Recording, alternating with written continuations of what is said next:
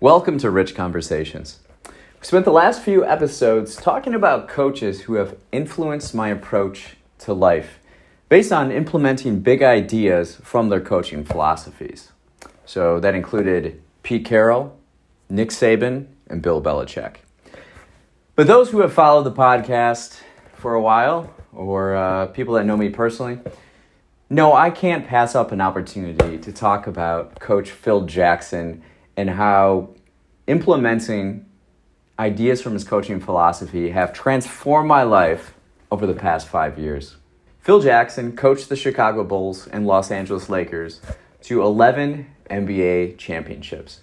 He also won 2 NBA titles as a player with the New York Knicks in the 1970s, which is interesting because the Knicks haven't won anything significant since then.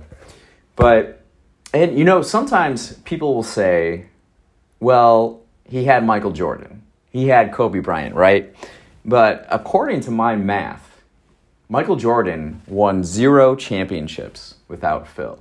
Kobe Bryant won 0 championships without Phil. So I think that speaks to the effectiveness of Phil's coaching style and philosophy, right? After the Bulls' first three-peat in the 90s, Phil Jackson wrote this book called Sacred Hoops. I believe it's the second book that he's written. But in this book, he discusses his background growing up, how he kind of rose through the coaching ranks, and the philosophy he instilled with the Chicago Bulls that enabled them to win 3 consecutive NBA championships. Now, I first read this book in 2012, but it really wasn't until 2018 that I really got into it. I had a near-death experience on the family farm. So I was on this tractor that I rode so often, right? And I hear this loud pop, right? There's a tree line up ahead, so I shift to neutral, and by the time I look up, there's flames already by the cab. So my stomach just drops, and all I can think is jump. So I jump.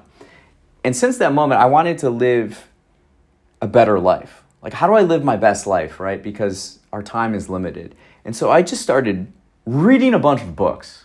And sooner or later, I remembered Sacred Hoops and how I really enjoyed it, right? And I read it, and I was like, if Michael and Kobe could do this, I'm going to do it. Because clearly it's effective. They win all these championships. What if I do that, right? Every year, I read this book to remind me of these principles and the foundation of what we need to do. Phil combined basketball with something he's really passionate about, and that's spiritual exploration. His parents were fundamentalist Christians, so a lot of his childhood was just reading the Bible all the time, memorizing everything. But then he also learned about Zen Buddhism, and since he grew up in Montana, he was really influenced by Lakota Native American tribe spiritual beliefs. So he weaved all these 3 things into coaching and had this idea about basketball being kind of this dance, this spiritual experience in a way. And so he wanted his teams to play egoless basketball.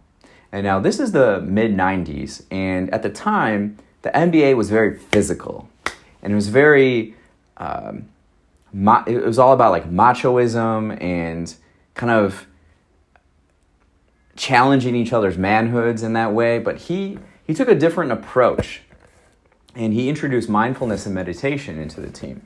He thought that 5 individuals thinking as one would defeat 5 individuals thinking for 5 individuals.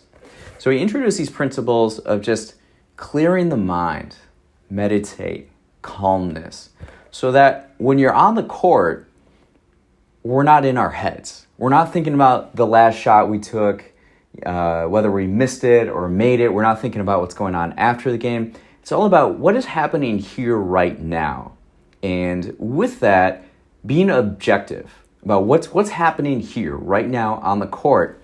And so when you're able to introduce this cerebral aspect to basketball and to really any sport, you can see what your opponent is doing, and collectively you just react. So instead of having to run plays and force these plays, you just kind of look around and just do what you read the defense and you do what you need to do, right? And clearly it was effective. That's the biggest idea I've implemented from Phil Jackson's philosophy. Awareness. Being present and asking what is happening right now. We look around, we see what is happening. Not what we want to see in our minds, what is here right now happening. And he used it in a scenario of a basketball court, or a sporting activity. But if we apply that for everyday life, it can be really effective, right? So whether we are at school or in a meeting or at the grocery store, we can look around and notice things, notice details, notice what's happening here right now. And it's remarkable. Now, it's not easy, though. Now, you have to retrain your mind. And this is something I've been doing for 5 years. And sometimes I'm effective at it, and sometimes I need to improve. It's getting down to sitting still, sitting in silence, and just breathing. When you have thoughts, just let them pass, right? So that you can be fully present here and not having things on your mind, right? You don't want to overload it. You just want to be here and just experience what is happening. Beautiful, right?